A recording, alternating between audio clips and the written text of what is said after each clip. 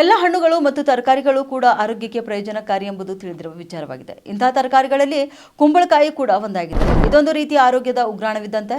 ಅದಕ್ಕಾಗಿ ಈ ತರಕಾರಿಯನ್ನು ಆಯುರ್ವೇದ ಔಷಧಿ ತಯಾರಿಕೆಯಲ್ಲಿಯೂ ಕೂಡ ಬಳಕೆ ಮಾಡಲಾಗುತ್ತೆ. ಇದು vitamin A, E, C, omega 3 ಕೊಬ್ಬಿನಾಮ್ಲಗಳು, ಮೆಗ್ನೀಸಿಯಂ, ಸತು, ಸೆಲೆನಿಯಂ, ಕಬ್ಬಿಣ ಮತ್ತು ಬೀಟಾ ಕ್ಯಾರೋಟಿನ್ ನಂತಹ ಅನೇಕ ಪೋಷಕಾಂಶಗಳನ್ನು ಒಳಗೊಂಡಿದೆ. ಹಾಗಾದ್ರೆ ನಾವು ಪ್ರತಿನಿತ್ಯ ಸೇವನೆ ಮಾಡುವ ಆಹಾರದಲ್ಲಿ ಕುಂಬಳಕಾಯಿಯನ್ನು ಸೇವಿಸುವುದರಿಂದ ಆಗುವ ಪ್ರಯೋಜನಗಳೇನು, ನೀವು ಯಾರಿಗೆಲ್ಲ ಒಳ್ಳೆಯದು ಎಂಬುದನ್ನು ತಿಳಿದುಕೊಳ್ಳೋಣ ಬನ್ನಿ. ಕುಂಬಳಕಾಯಿಯಲ್ಲಿ ನಾರಿನಾಂಶ ಹೇರಳವಾಗಿದೆ. ಇದು ತೂಕವನ್ನು ಒಂದೇ ರೀತಿಯಾಗಿ ಕಾಪಾಡಿಕೊಳ್ಳಲು ಸಹಾಯ ಮಾಡುತ್ತವೆ. ಕುಂಬಳಕಾಯಿ ರಕ್ತದಲ್ಲಿನ ಸಕ್ಕರೆ ಮಟ್ಟವನ್ನು ಕೂಡ ಸಾಮಾನ್ಯವಾಗಿಡಲು ಸಹಾಯ ಮಾಡುತ್ತೆ.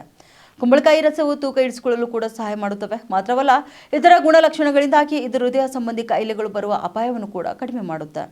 ನಮ್ಮ ಕಣ್ಣು ಮತ್ತು ಚರ್ಮದ ಆರೋಗ್ಯಕ್ಕೆ ವಿಟಮಿನ್ ಎ ಬಹಳ ಮುಖ್ಯವಾಗಿದೆ. ಕುಂಬಳಕಾಯಿಯಲ್ಲಿ ವಿಟಮಿನ್ ಎ ಹೇರಳವಾಗಿದೆ. ಮಾತ್ರವಲ್ಲ, ಈ ತರಕಾರಿಯಲ್ಲಿರುವ ವಿಟಮಿನ್ ಸಿ ನಮ್ಮ ರೋಗ ನಿರೋಧಕ ಶಕ್ತಿಯನ್ನು ಹೆಚ್ಚಿಸುತ್ತವೆ.